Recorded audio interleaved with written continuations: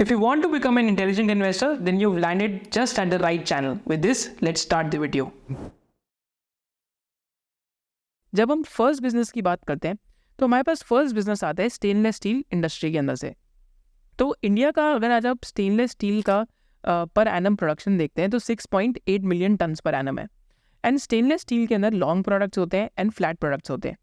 तो हम जिस बिजनेस का डिस्कशन कर रहे हैं इनका प्रोडक्शन कैपेसिटी आज 3 मिलियन टन्स पर एनम का है।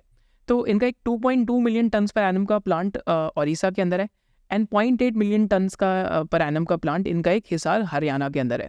तो ये कंपनी जो है ये जो स्टेनलेस स्टील बनाती है ये सीरीज़ 200, 300 एंड 400 का बनाती है। तो सीरीज़ 200, 300, 400 एक 3 सीरीज़ होती है स्टेनलेस स्टील के अंदर। सीरीज़ 200 जो आपके कुकवेयर होती है उसके अंदर यूज़ होती है, वेरा सीरीज़ 300 एंड 400 आपका जो आर्ट नाम की एक चीज़ है उसके अंदर यूज़ होती है। दैट इज़ ऑटोमोबाइल हो गया, रेलवे हो गया, जितनी भी ये टेक्नोलॉजीज़ है अदर उनके अंदर यूज़ होती है। साथ साथ अगर आप स्टेनलेस स्टील का यूसेज देखेंगे तो इंडिया के अंदर जो सबसे ज़्यादा कंजम्पशन है वो स्टेनलेस स्टील का बढ़ा है पिछले 31 ईयर्स के अंदर। जो 1980 से अगर आप 2024 तक देखेंगे तो लास्ट 34 ईयर्स में स्टेनलेस स्टील का consumption almost 5.4 to 5.5% CAGR per annum पे बढ़ रहा है। सेकंड पे एल्यूमिनियम आता है। तो स्टेनलेस स्टील और क्रूड स्टील के अंदर क्या फ़र्क रहता है कि क्रूड स्टील के मैन्युफैक्चरर्स आर कंपनीज एक JSW स्टील या टाटा स्टील हो गए। वे स्टेनलेस स्टील जिस कंपनी की हम डिस्कशन कर रहे हैं the name of the company is Jindal stainless. तो यहाँ पे इनका ऑलमोस्ट 55% मार्केट शेयर है इन फ्लैट प्रोडक्ट्स एंड कंपनी की जो वॉल्यूम ग्रोथ आ रही है इस टाइम पे 15 to 20% पर एनम के आसपास ग्रोथ आ रही है। क्योंकि चाहे रेलवे हो गया, डिफेंस हो गया या ऑटोमोबाइल हो गया, तो जब ये इंडस्ट्रीज अच्छा करती हैं तो स्टेनलेस स्टील की भी कंजम्पशन अच्छा करती है। And also products like consumer durables हो गए, तो कंज्यूमर ड्यूरेबल्स में भी इनका बहुत यूसेज है। तो स्टेनलेस स्टील को टिपिकली हम कन्वर्टर कंपनीज कहते हैं because they are able to earn a fixed EBITDA per ton.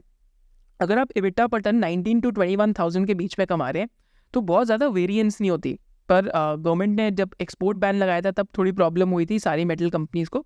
पर अगर आपका EBITDA पर टन फिक्स रहता है तो माने आपके मार्जिन बहुत ज़्यादा फिक्स रहते हैं, एक्सट्रीमली वॉलेटाइल नहीं होते। तो इस कंपनी का मर्जर भी हुआ था जिंदल हिसार के साथ। So this is the first business that we discuss and इस बिजनेस का क्रेडिट रेटिंग पढ़ के you can find out the market share. Then साथ साथ आप ये भी फाइंड आउट कर सकते हैं जब आप इनकी कॉन्फ्रेंस कॉल्स पढ़ेंगे कि सीरीज़ 300 एंड 400 के इंडिया में इतने प्रोड्यूसर्स नहीं है एंड सीरीज़ 200 के MSME प्रोड्यूसर्स भी हैं। तो सीरीज़ 300 और 400 बनाना मुश्किल है। तो अगर सीरीज़ 300 एंड 400 का मार्केट शेयर बढ़ते जाएगा तो या फिर इनके रेवेन्यू में मिक्स बढ़ते जाएगा तो EBITDA per ton should start becoming even more non volatile. So this is the first idea that we discussed. So if you loved this video and you had a differentiated business insight, then do subscribe to this channel and you can also follow our main channel of SOIC. Thank you so much for watching it.